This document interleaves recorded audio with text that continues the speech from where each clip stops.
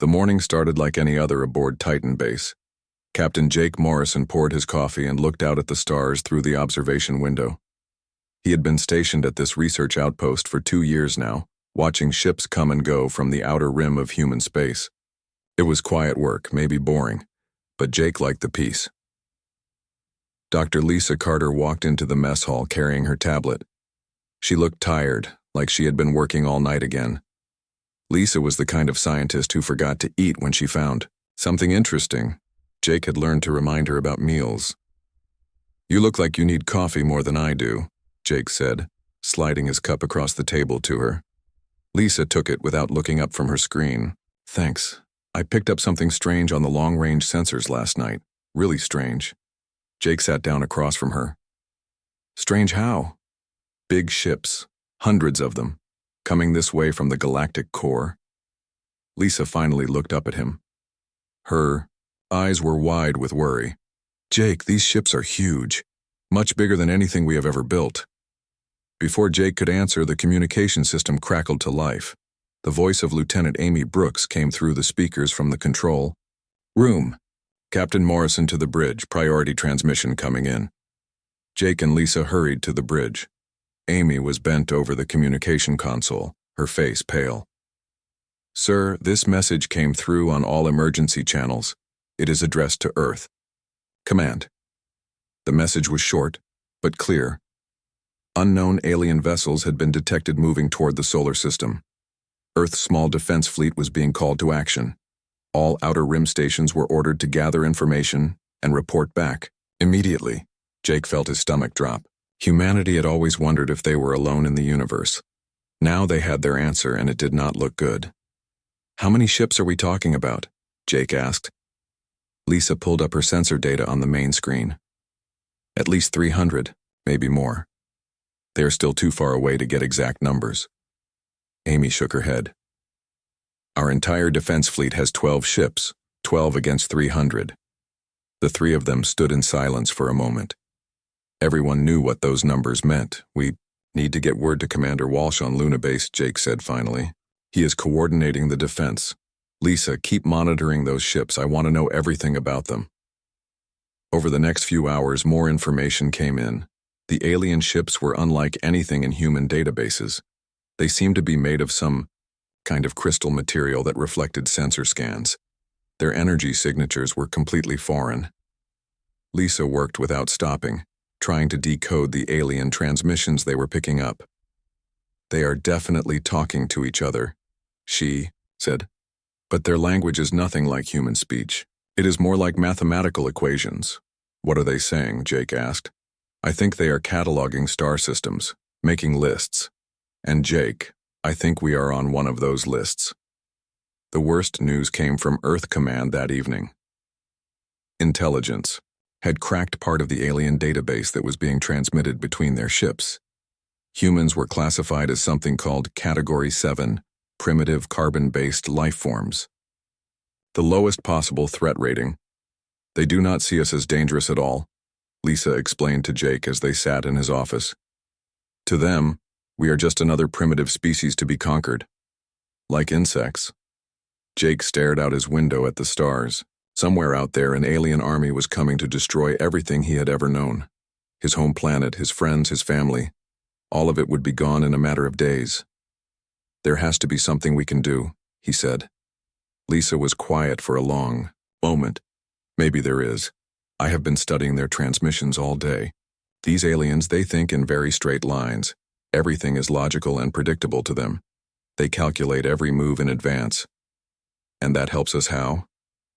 Humans do not think that way. We are messy. We make decisions based on feelings, on hope, on crazy ideas that should not work. Maybe that confusion can be our weapon." Jake looked at her.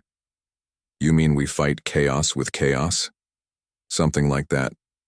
These aliens have conquered hundreds of worlds, but I bet they have never faced a species like us. We do not give up. We do not surrender. We fight even when the math says we should lose." The communication system buzzed again. This time it was Commander Ryan Walsh from Luna Base. His face appeared on the screen, looking grim but determined. All outer rim stations, this is Walsh. We are setting up a defense council. We know the odds are bad, but we are not going down without a fight. Every human ship, every station, every person who can hold a weapon is needed. This is our home, and we are going to defend it. Jake felt something stir in his chest. Fear, yes, but also something else. Anger, determination. These aliens thought humans were nothing more than bugs to be stepped on. They were about to learn how wrong they were. Lisa, pack up all your research on their transmissions. Amy, prep the shuttle. We are going to Luna Base. What about Titan Base? Amy asked. Jake looked around the station that had been his home for 2 years. Set the self-destruct on a timer. If these aliens want our technology, they can have it in pieces. As their shuttle lifted off from Titan Base, Jake watched the station explode in his rear-view screen. It was a small act of defiance, but it felt good. The aliens might have bigger ships and better weapons, but they did not understand what they were really fighting. They were not just fighting humans. They were fighting humanity itself. The alien fleet appeared at the edge of the solar system like a storm of crystal and light. Admiral Crixvell stood on the bridge of his flagship, watching the primitive star system through sensors that could see across galaxies.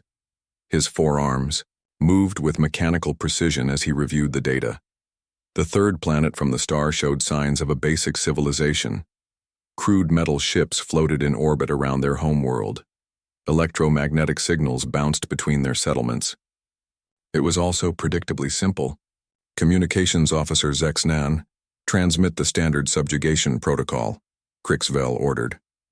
His voice carried no emotion, as was proper for a Zephyrian commander. The message went out across all human frequencies. It was the same message that had been sent to 200 worlds before Earth. Surrender immediately and your species will be preserved as useful labor. Resist and face total extinction. You have 1 standard hour to comply. On Luna Base, Commander Ryan Walsh read the alien message with grim satisfaction. At least now they knew what they were dealing with. He opened a channel to all human ships and stations. This is Earth Defense Command. The alien fleet has made contact. They want us to surrender. Ryan paused, looking around the room at the faces of his officers. I think you all know what our answer is going to be. Captain Jake Morrison was in the room, along with Dr. Lisa Carter and Lieutenant Amy Brooks. They had arrived just hours before the aliens appeared. Now they were part of humanity's last hope. Jake stepped forward to the communication console. Let me send the reply, Commander. Ryan nodded. Jake keyed the transmitter and spoke 3 words that would change galactic history. Come and take it. On his flagship, Admiral Crixvell received the human response. He studied the translation for several moments. His tactical computer analyzed the words and found them to be completely illogical. The humans had been given a choice between survival and death, yet they chose death. Perhaps their translation systems are malfunctioning, suggested his aide, Officer Kixtor. No rational species would choose extinction over servitude. Crixvell considered this. It was possible. These were primitive beings, after all. Their technology was probably unreliable. Send the message again. Make the terms even more clear. The second message was longer and more detailed. It explained exactly what would happen if the humans continued to resist. Their cities would be reduced to dust. Their ships would be vaporized. Their species would cease to exist. Jake read the new message aloud to the command center. When he finished, the room was quiet for a moment. Then someone started laughing. It was Amy Brooks. They really do not understand us at all, do they? She said. They think we make decisions based on math. What should we tell them this time? Ryan asked. Jake thought for a moment. Then he smiled. Tell them that Earth is not for sale. The human response confused Admiral Crixvell even more.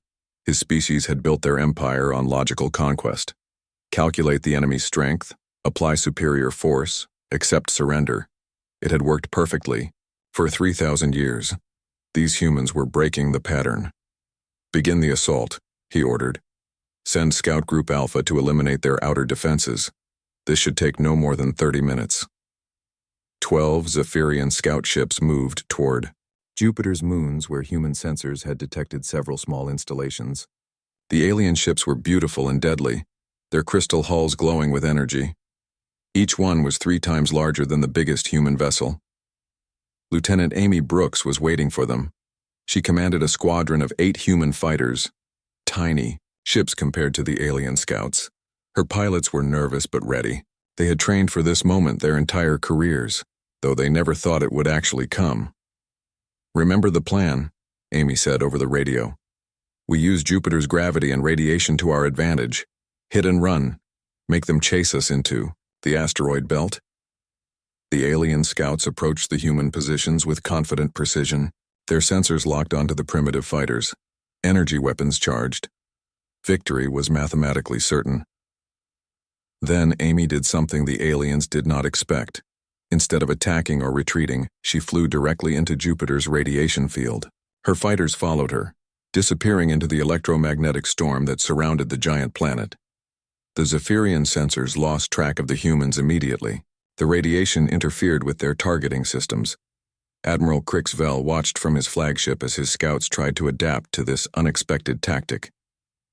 "Why did they fly into the radiation?" Officer Kixtor asked. "It will damage their ships." "Perhaps they are malfunctioning," Crixvell replied. But he was beginning to doubt that explanation. Amy led her fighters through Jupiter's radiation belt, using the electromagnetic interference to hide their approach. The human ships were damaged by the radiation, but they kept flying. When they emerged on the other side, they were directly behind the alien scouts. "Fire everything," Amy ordered. 8 human fighters opened fire on 12 alien ships. The attack should have been useless. Human weapons were primitive compared to Zephyrian technology. But something strange happened. The alien shields, designed to deflect organized energy attacks, struggled against the chaotic output of human plasma cannons. The weapons were crude and unpredictable, creating energy patterns that the Zephyrian computers could not properly calculate. 2 alien scouts exploded. 2 more suffered critical damage. The remaining 8 turned to pursue the human fighters, but Amy was already leading them toward the asteroid belt. "Follow me," she called to her pilots. "Time for Phase 2. The chase continued into the jumbled rocks and ice of the asteroid field. The alien ships were faster and more powerful, but they were also larger and less maneuverable. Amy's fighters wove between the asteroids like dancers, using every piece of cover they could find. The Zephyrian pilots tried to follow, but their tactical computers kept warning them about collision risks. Their ships were too valuable to risk in such chaotic terrain. But the humans seemed to ignore the danger completely. "They are acting irrationally," reported the lead Zephyrian pilot. "They are taking risks that serve no tactical purpose." Amy heard the alien transmission through her interceptor equipment. She smiled inside her helmet. "That is because you do not understand what we are fighting for," she said to herself. The battle in the asteroid field lasted for 2 hours. When it was over, 6 Zephyrian scouts had been destroyed or disabled. Only 2 human fighters were lost. The survivors retreated deeper into the solar system, carrying news of an impossible victory. Admiral Crixvell stared at the battle reports in confusion. His mathematically superior force had been defeated by primitive opponents using irrational tactics. For the first time in his military career, he did not know what to do next. "Request reinforcements from the High Command," he finally ordered, "and tell them we may need to revise our assessment of these humans." News of the victory at Jupiter spread through human space like wildfire. Commander Ryan Walsh stood before a holographic display showing the solar system. Red dots marked alien positions, while blue dots showed human forces. The red dots outnumbered, the blue ones by 20 to 1. "We hurt them," Ryan said to his officers gathered around the table. "But they are still coming. We need to get creative if we want to survive." Dr. Lisa Carter had been studying the wreckage of the alien scouts that Amy's fighters had destroyed.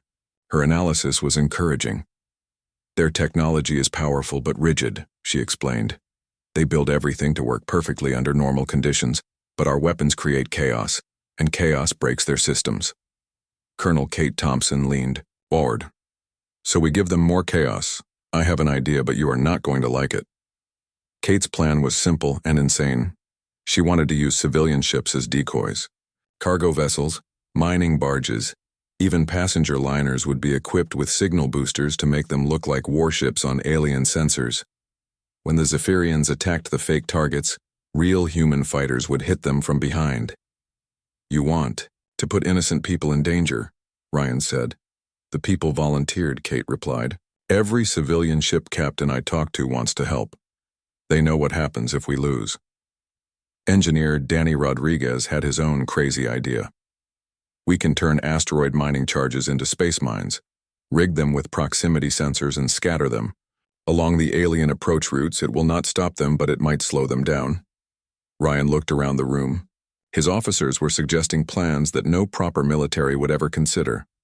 Using civilians as bait, turning mining equipment into weapons, fighting a space battle with improvised explosives. Do it, he said. All of it. We are not fighting a proper war here. We are fighting for survival. Admiral Crixvell received the reinforcements he had requested. General Vex Thar arrived with a massive dreadnought and 50 additional ships. The general was known throughout the Zephyrian Empire for his perfect military record. You have allowed primitive beings to damage our forces, Vex Thar said coldly. This is unacceptable. Crixvell tried to explain what had happened at Jupiter. They do not fight logically, General. They take actions that make no tactical sense. Our computers cannot predict their behavior. Then we will use overwhelming force, Vex Thar declared. No amount of chaos can stand against superior firepower. The second wave of the alien attack began near Mars. 50 Zephyrian ships moved toward the Red Planet, expecting to crush any human resistance they found there. Instead, they found something unprecedented. Captain Jake Morrison waited on the bridge of the orbital station Phoenix. The station was old and not built for combat, but Danny Rodriguez had filled it with every explosive device they could find. Mining charges, torpedo warheads, even chemical fuel from cargo ships. Are you sure about this, Jake? Asked his communications officer. Jake watched the alien ships approaching on his sensors. No, but I am sure about what happens if we do nothing. When the Zephyrian fleet came within range, Jake activated the station's self-destruct sequence. But instead of exploding immediately, Phoenix began breaking apart in a controlled manner. Chunks of metal and debris scattered in all directions, each piece carrying hidden explosives. The alien ships flew directly into the debris field. Their shields could handle organized attacks, but they struggled with the random impacts of spinning metal fragments. When the hidden explosives detonated, the entire alien formation was caught in a web of chaos. Escape pods launching, Jake's officer reported. All crew members away. Jake was the last to leave Phoenix. As his escape pod drifted away from the dying station, he watched 12 Zephyrian ships struggle with damage from the debris field. 3 of them were already dead in space. But Jake's plan was not finished. Amy Brooks led her fighter squadron, out of hiding behind Mars.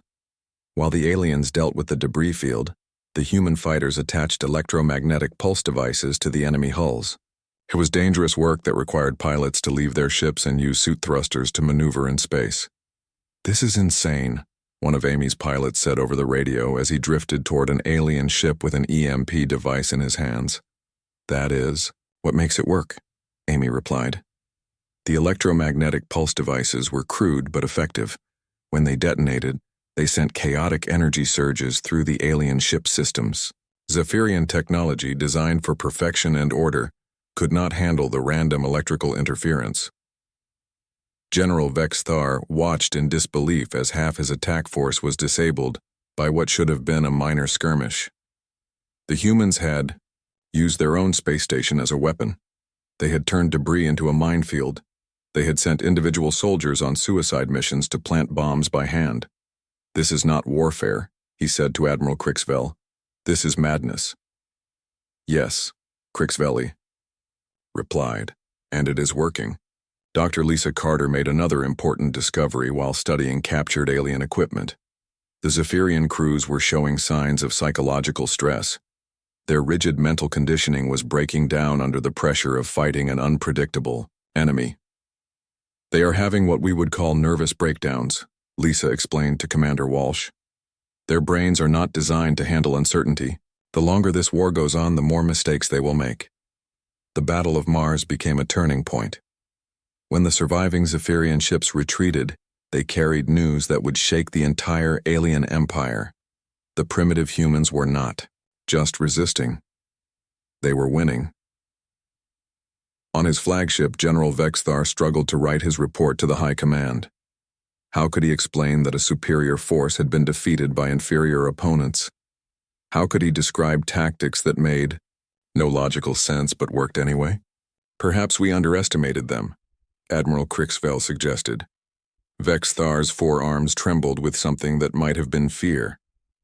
In 3,000 years of conquest, the Zephyrian Empire had never faced an enemy like this. Every other species had fought logically, predictably. They calculated odds and surrendered when defeat was certain. But humans seemed to create their own odds. They turned weakness into strength, chaos into order, desperation into hope. They fought not because they could win, but because they refused to lose. Send word to the High Command, Vexthar ordered. Request additional reinforcements, and tell them that we may have found something we have never encountered before. What is that, General? Vexthar looked out at the stars, where human ships continued their impossible resistance. An enemy that fights with its heart instead of its head. The war was far from over, but something had changed. For the first time in their history, the Invincible Zephyrian Empire had tasted defeat, and they did not like the flavor. 3 weeks had passed since the aliens first arrived. The siege of Earth had turned into something no one expected. Instead of a quick conquest, the Zephyrians found themselves trapped in a grinding war against an enemy that refused to follow any rules. General Vexthar stood on his command bridge, staring at tactical displays that made no sense. His forces still outnumbered the humans by a large margin, but the numbers meant nothing. Every day brought new reports of impossible defeats and mysterious losses. The humans have destroyed another supply convoy, reported his aide. They used modified cargo containers filled with explosives. The containers looked like space debris until they got close to our ships. Vexthar's forearms moved nervously. He had never experienced anything like the sensation humans called anxiety, but something was definitely wrong with his thought processes. His calculations kept producing errors. His perfect military mind was becoming unreliable. On Earth's moon, Major Chris Evans prepared for what everyone knew was a suicide mission. The human defense fleet was almost gone. Only a handful of ships remained, patched together with spare parts and held together by hope. "We are going to attack their command ship," Chris told his volunteer crew. They were using 3 modified cargo shuttles and 2 construction mechs that had been fitted with weapons. It was the kind of plan that should never work. Lieutenant Sarah Palmer was one of the volunteers. She had been a mining engineer before the war started. Now she was learning to pilot a combat mech that was built from spare parts and mining equipment. "This is crazy," she said to Chris as they prepared to launch. "We are flying construction equipment against the most advanced warships in the galaxy." "That is exactly why it might work," Chris replied. "They will never expect it. The human attack." Force launched from the hidden base on the far side of the moon. 3 cargo shuttles and 2 mining mechs, flying toward a fleet of 300 alien warships. From any logical perspective, it was complete madness. Admiral Crixvell detected the approaching human craft on his sensors. His tactical computer analyzed the threat level and reported that the approaching vessels posed no danger whatsoever. They were not even proper military ships. "Should we destroy them?" asked his weapons officer. Crixvell hesitated.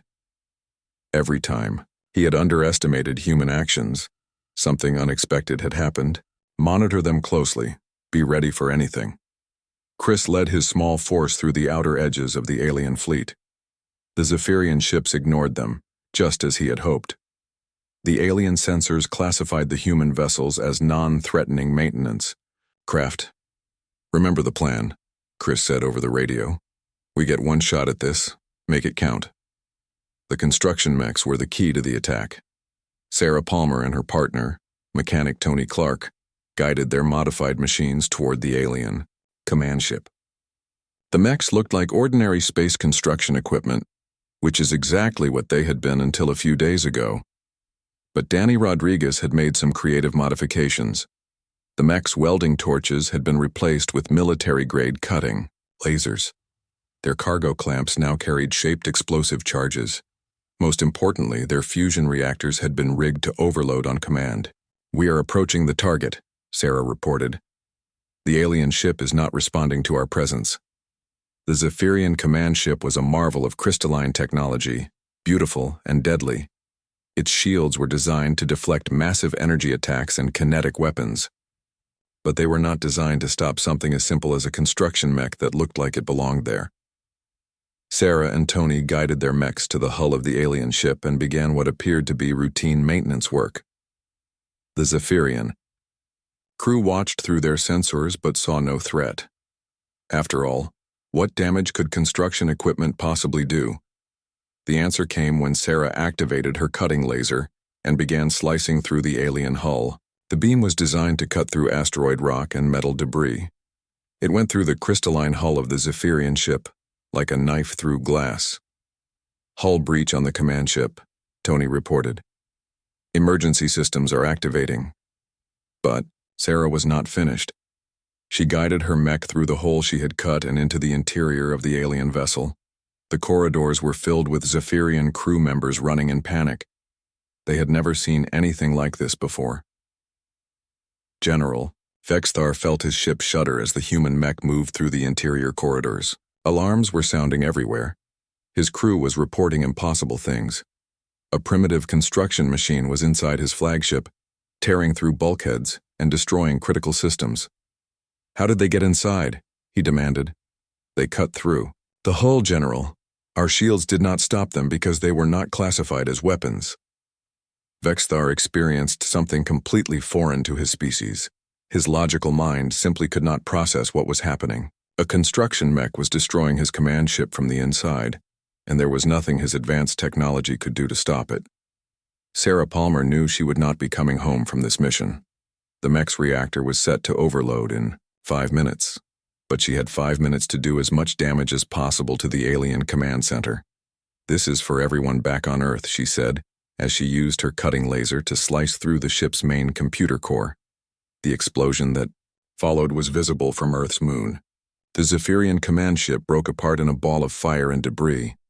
General Vexthar died instantly, along with most of his senior staff. The alien fleet was suddenly without leadership or coordination. Dr. Lisa Carter had been monitoring Zephyrian communications throughout the battle. What she heard after the command ship exploded was unlike anything she had recorded before. The alien transmissions were filled with emotion, fear, confusion, something that sounded almost like panic. "They are breaking down," she told Commander Walsh. "The loss of their command structure is causing system-wide failures. They do not know how to function without clear orders and logical leadership." Admiral Crixvell tried to take command of the remaining alien forces, but his own mind was fracturing under the stress. The humans had done something that should have been impossible. They had turned construction equipment into weapons. They had sacrificed their own people for strategic advantage. They had destroyed a command ship using mining tools. "Request immediate evacuation," he transmitted to the Zephyrian High Command. "We cannot defeat these beings with conventional tactics. They do not fight like any species we have encountered. They create victory from certain defeat." The response from the High Command was swift and brutal. Crixvell was relieved of duty for incompetence. A new general would be sent to finish the conquest of Earth. But deep in the core of Zephyrian space, military leaders were beginning to ask uncomfortable questions. How had a primitive species managed to cripple the most advanced fleet in their empire? What kind of enemy could turn weakness into strength and chaos into victory? And most disturbing of all, what would happen if other conquered worlds learned about the human resistance? On the moon, Commander Walsh received reports of the successful attack on the alien command ship. The cost had been terrible. Sarah Palmer, Tony Clark, and dozens of other brave volunteers were dead. But their sacrifice had bought Earth something: precious time. "The aliens are in disarray," Amy Brooks reported. Their formation is breaking up. Some ships are retreating, others are just drifting without purpose. Ryan looked out at the stars where the battle was still raging. Humanity had lost so much, but they were still fighting, still refusing to surrender, still proving that sometimes the impossible was just another word for something nobody had tried yet. "Get ready for the next wave," he ordered. "This is not over." The Zephyrian fleet floated in space like broken crystal, scattered and confused. Without their command ship, the alien forces had lost their coordination. Ships drifted aimlessly while their crews waited for orders that would never come. Admiral Krixvel sat alone in his quarters aboard the remaining flagship. His forearms shook uncontrollably. The sensation was alien to him, something his species had no name for. Humans would have called it fear, but Zephyrians were not supposed to feel such things. A message arrived from the High Command. General Nexquar was being sent with fresh reinforcements to complete the conquest of Earth. Krixvel was ordered to maintain position until the new commander arrived. But Krixvel knew something the High Command did not understand. The humans had already won. On Luna Base, Commander Ryan Walsh stood before the last remaining ships of Earth's defense fleet. There were only 3 vessels left that could still fight. The rest had been destroyed or damaged beyond repair. But somehow, impossibly, they had crippled an invasion force of 300 ships. "We cannot keep this up much longer," said Captain Jake Morrison. His ship had taken heavy damage in the last battle. Half his crew was wounded and his weapons were almost out of ammunition. Dr. Lisa Carter looked up from her research station. She had been monitoring Zephyrian communications for weeks, learning to understand their language and their thoughts. "I think we might not have to," she said quietly. "What do you mean?" Ryan asked. "Their empire is falling apart. Word of our resistance has spread to other worlds they conquered. 3 star systems have already declared independence. The Zephyrians are facing rebellions everywhere." Amy Brooks smiled for the first time in weeks. "You mean we started something bigger than just defending Earth?" "Much bigger. The entire galaxy thought the Zephyrians were invincible. We proved they were not. Now everyone who ever wanted to be free is rising up." The news from across the galaxy was remarkable. The Altarian colonies had driven out their Zephyrian governors. The Vegan trading worlds had declared themselves a free republic. Even species that had been conquered centuries ago were remembering what independence felt like. But the immediate problem remained. Earth was still under siege, and the humans were running out of everything. Ships, weapons, supplies, and people. They had fought the impossible fight, but they could not keep fighting forever. The answer came from an unexpected source. Admiral Krixvel opened a communication channel to Luna Base. His image appeared on the main screen, but he looked different. The proud, confident alien commander was gone. In his place was a broken being who had seen his perfect world crumble. "Commander Walsh," Krixvel said in heavily accented English, "I request permission to speak with you." Ryan looked around the room. Everyone was staring at the screen in surprise. "Go ahead," he said. "I need to understand," Krixvel continued. "How did you defeat us? Our ships are superior. Our weapons are more advanced. Our tactics are mathematically perfect. By every logical measure, we should have won easily." Ryan thought for a moment before answering. "You are right about your ships and weapons, but you made one mistake. You thought this was just about logic and math. Then what is it about? It is about home.